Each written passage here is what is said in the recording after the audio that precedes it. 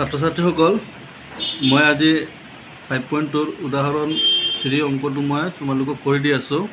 তোমালোকে প্ৰশ্নটো ভালদৰে চাই লোৱা। প্ৰশ্নটো হ'ল 2, 7, 12 এই সমান্তৰ প্ৰগতিটোৰ 10তম পদটো নিৰ্ণয় কৰা। 10তম পদটো নিৰ্ণয় কৰা। প্ৰশ্নটো চাই লোৱা ভালদৰে।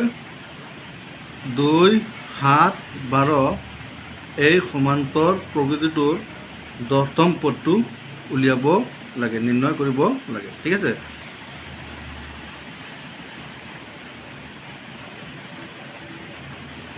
প্ৰথমতে তোমালোকে ইয়াত প্ৰথম পদটো কি?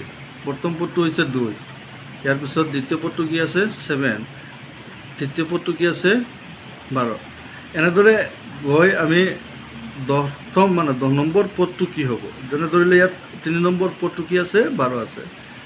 ঠিক তেনেদৰে এই সমান্তৰ প্ৰগতিটোৰ 10 নম্বৰ পদটো কি হয়? আমি এইটো উলিয়াব লাগে। ঠিক আছে।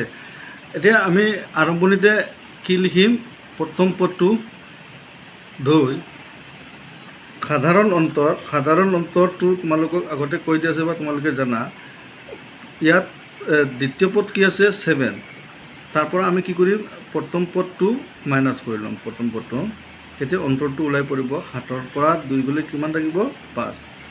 ঠিক আছে। আৰু ইয়াত যিটো আমি পদ ল'ম, এইটো পদটো হৈছে কি? 10 নম্বৰ পদ। 10 নম্বৰ তে nতম পদৰ সংজ্ঞাটো সূত্ৰটো তোমালোকে নিশ্চয় জানা। nতম পদৰ সূত্ৰটো হৈছে কি?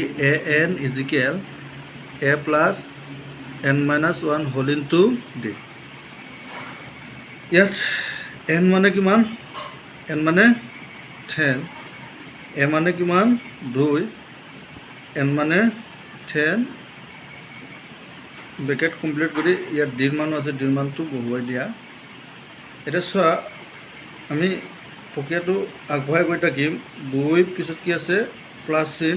10ৰ পৰা 1 গ'লে কিমান থাকিব? 9 পূৰণ 5। 2 যোগ 9 + 5 কিমান হয়? 45। প্ৰথমতে আমি 9 আৰু 5 পূৰণ কৰিম। পূৰণ কৰি ইয়াৰ পিছত 2টো আমি তাৰ লগত যোগ কৰি দিম। 45 আৰু 2 যোগ কৰিলে কিমান হ'ব? 47 হ'ব। তাৰমানে এই সমান্তৰ প্ৰকৃতিটোৰ 10তম পদটো কিমান হয়? 47। ঠিক আছে। ছাত্ৰ ছাত্ৰীসকল, তোমালোকে মোৰ ইউটিউব চেনেলটো তোমালোকে ছাবস্ক্ৰাইব কৰিবা আৰু কাষত দিয়া বেল আইকনটো টিপি দিবা।